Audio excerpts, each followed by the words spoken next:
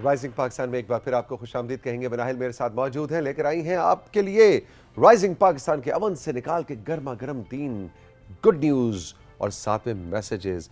जब मैं गर्मा गर्म कहता हूँ तो मतलब ये भी हो सकता है कि ये नहीं कि अब वो गजरेला पके और वो गर्मा गर्म और जो खीर पके वो भी गर्मा गर्म। खीर ठंडी होती है और गजरेला गर्म होता है। गुड मॉर्निंग, अस्सलाम वालेकुम। वालेकुम अस्सलाम, क्या हाल है आपके? बिल्कुल ठीक, बिल्कुल ठीक। आपने गजरेला और खीर की बात की तो लिटरली मेरे मुंह में पानी आ गया। लेकिन हम सबसे पहले तो खबरों की जाने बढ़ते हैं। ठीक है। तो पहली खबर तो बहुत अच्छी है और वो ये है कि पहले ये हम सबको पता है कि किसी भी मुल्क की तरक्की में उनके बरामदात का बहुत बड़ा हाथ होता है। बिल्कुल, एग्जैक्टली हमारी एक्सपोर्ट्स एग्जैक्टली।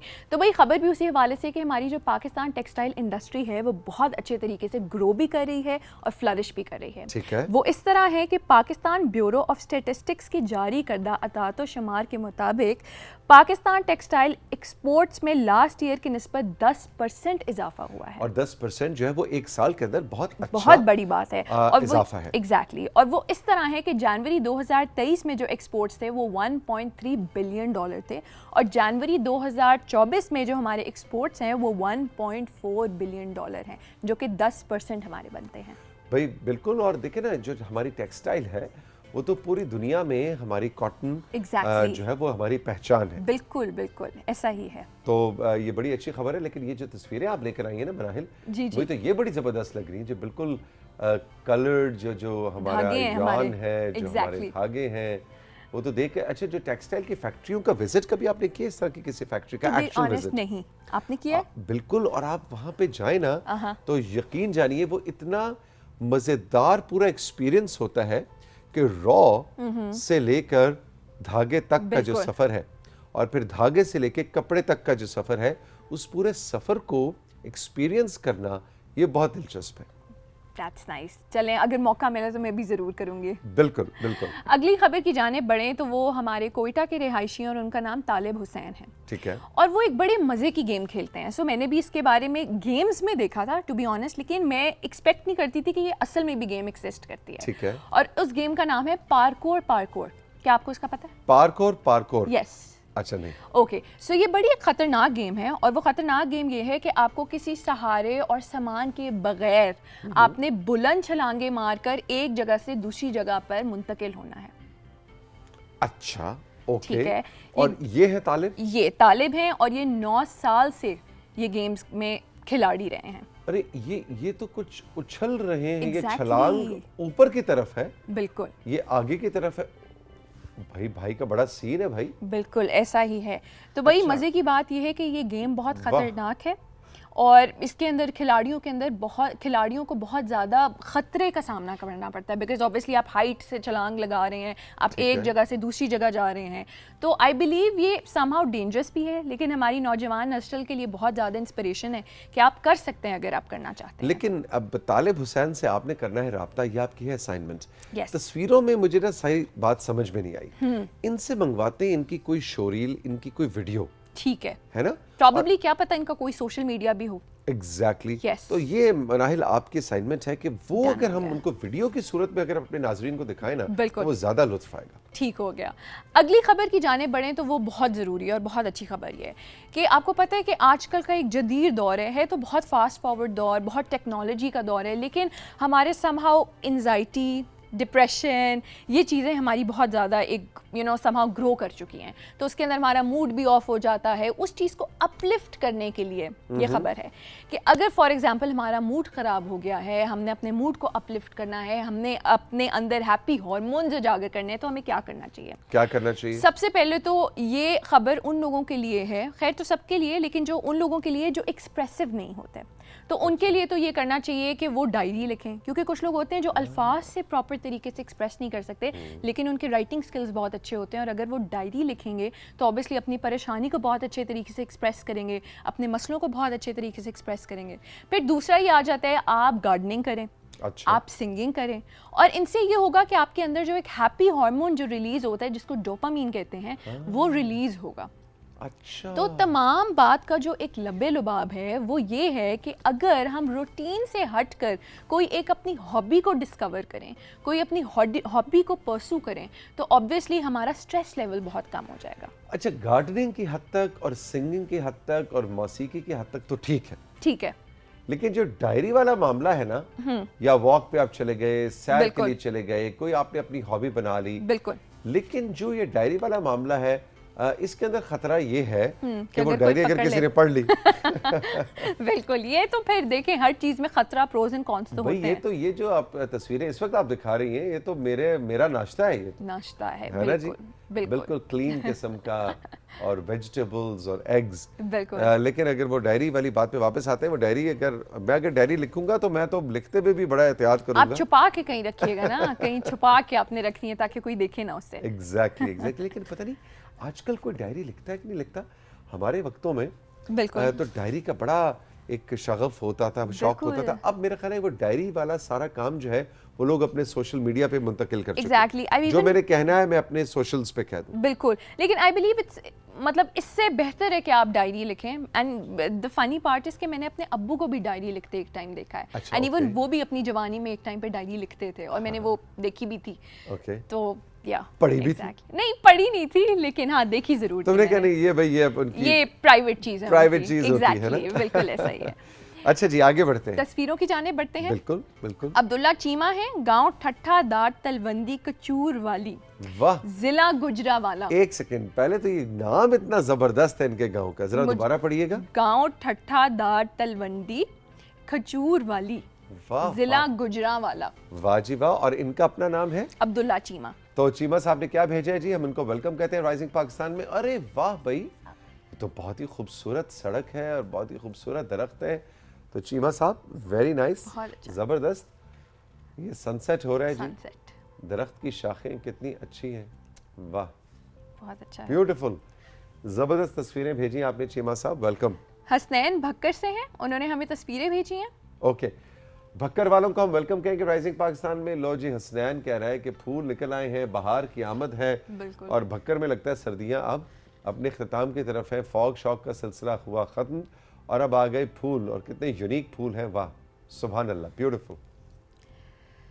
जलाल हैं कोट दीपालपुर से, उन्होंने हमें तस्वीरें भेजी हैं। लो जी, दीपालपुर वालों को हम एक दफ़ा फिर वेलकम कहेंगे। कुछ दिन पहले भी इनकी तस्वीरें आई थी, लेकिन ये किसी और की थी। ये जलाल है। बिल्कुल। ओके जलाल, ये तो बहुत प्यारा घर है भी, वो देखो साथ में हमसाए भी हैं और खुद भी हैं, और ये स्कूल भी जा रहे हैं। आई थिंक मैंने ये पहले भी देखा ये है। मैंने भी पहले देखी है। ये मुझे मैंने- लगता है आमना और उनकी टीम को हो गया जुर्माना। ये इन्होंने तस्वीरें दोबारा शामिल कर ली हैं, या मुझे लगता है जलाल ने को आमना को कोई गिफ्ट शिफ्ट भेजा होगा, कोई बिल्कुल। सर्दियों का गजरेला शजरेला आया है जो हमारी हलवा गाजर का हाँ जी, गाजर का हलवा है जो प्रोडक्शन टीम ने खा लिया और मुझे और मनाइल को पता नहीं लगने नहीं दिया। पता हमें। हाँ जी। अब्दुल रहमान है ढरावाला चिश्तियां से। ओके जी, चिश्तिया वालों को हम वेलकम कहेंगे राइजिंग पाकिस्तान में। अरे ये तो मेरा बहुत ही प्यारा दोस्त आ गया।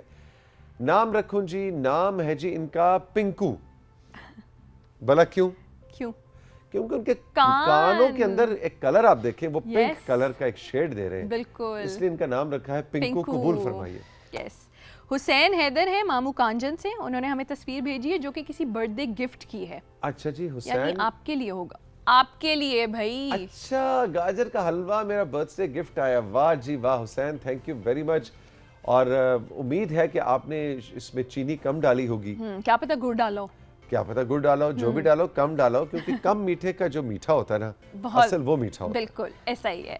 मैसेजेस की जाने पढ़ते हैं, और मैसेजेस बड़े मजे मजे के, और Okay. आपके लिए बहुत ही ज्यादा मैसेजेस ओके, तो भाई अहमद अली हैं मियाँ वाली से, उन्होंने आपको जो मैसेज भेजा है वो शेरों से भरपूर है और शायरी से भरपूर है। ओए होए, वो ये है कि ख्वाहिशों के समंदर के सब मोती आपका मुकद्दर हों, फूल चेहरे फूल लेजे आपके हमसफर हों। वाह हैप्पी बर्थडे सर, सच्ची चाहतों का कोई भी तोल नहीं होता, कुछ रिश्ते ऐसे हैं जिनका मोल नहीं। मोल नहीं होता, वाह जी वाह, वाह जी वाह, बहुत बहुत शुक्रिया, thank you very much. Hasnain Haider मामू कांजन से कहते हैं जिनकी तौसीक, अभी हमने तस्वीरें भी देखी। बिल्कुल।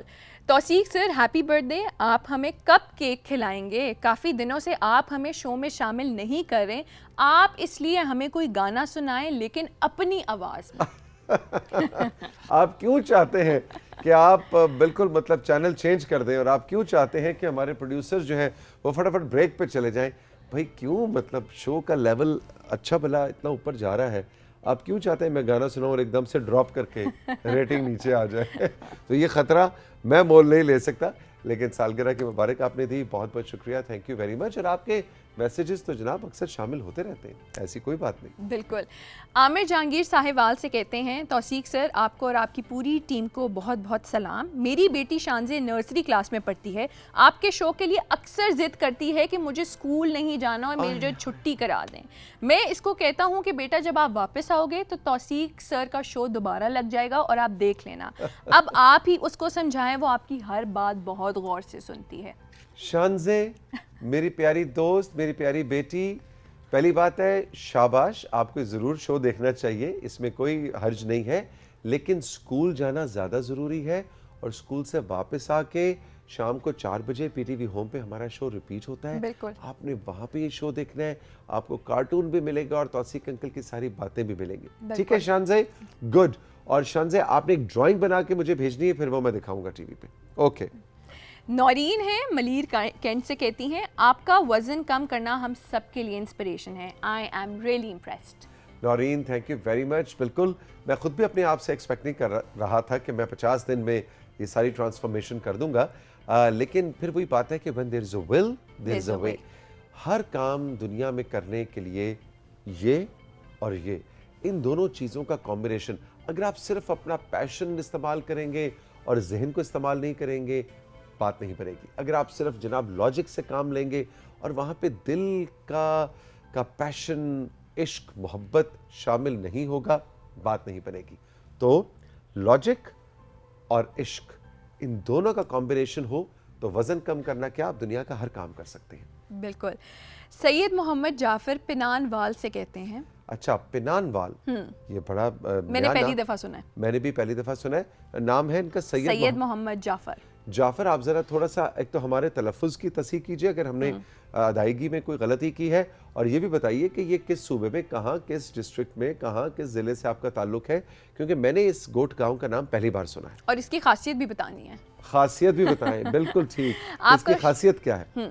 आपका शो बहुत अच्छा है, हमें रोज कुछ ना कुछ नया जानने को मिलता है। जी बिल्कुल, हमारी कोशिश यही होती है कि हम इस शो की रिवायत जो कि 1988 से शुरू हुई, पाकिस्तान टेलीविज़न PTV का ये फ्लैगशिप ब्रेकफास्ट शो है जो तारड़ साहब ने शुरू किया, और मेरे लिए ये फ़ख्र की बात है, मनाहिल के लिए, हम सब लोग जो इस शो से जुड़े हैं, कि हम उस रिवायत के अमीन हैं जो कि तारड़ साहब, कुरातुलैन साहिबा, ये बड़े लोग हैं। हमने तो इनसे सीखा, हम उन जैसा बोल पाएँ, उन जैसा सोच पाएँ, उसका 50% भी सोच पाएँ, तो ये हमारे लिए बड़ी बात है। लेकिन आप इस शो को पसंद करते हैं, बहुत बहुत शुक्रिया, थैंक यू वेरी मच। और मेरे पास सब कुछ खत्म हो गया। Very good, very good, very good Manahil, thank you very much. लेकिन हमारे पास सब कुछ खत्म नहीं हुआ, इसलिए कि हमने ब्रेक के बाद जाना है, और ब्रेक के बाद आपको लेकर जाना है PTV कराची सेंटर की उस कहानी की तरफ जो कि ड्रामे की कहानी है, और उसमें ऐसे ऐसे यादगार ड्रामे हैं, ऐसे चेहरे हैं, ऐसे प्रोड्यूसर्स हैं, उनका ऐसा काम है कि जिसको शायद मेरे और हारून के लिए आज की इस नशिस्त में आप तक पहुंचाना मुमकिन ना हो, लेकिन हम कोशिश करेंगे, वक्त के साथ थोड़ी फाइट करेंगे। तैयार हो जाइए, चाय या कॉफ़ी बना लीजिए या ग्रीन टी, और इस ब्रेक के बाद हम एंजॉय करते हैं Pakistan television PTV Karachi centre के ड्रामों की कहानी को।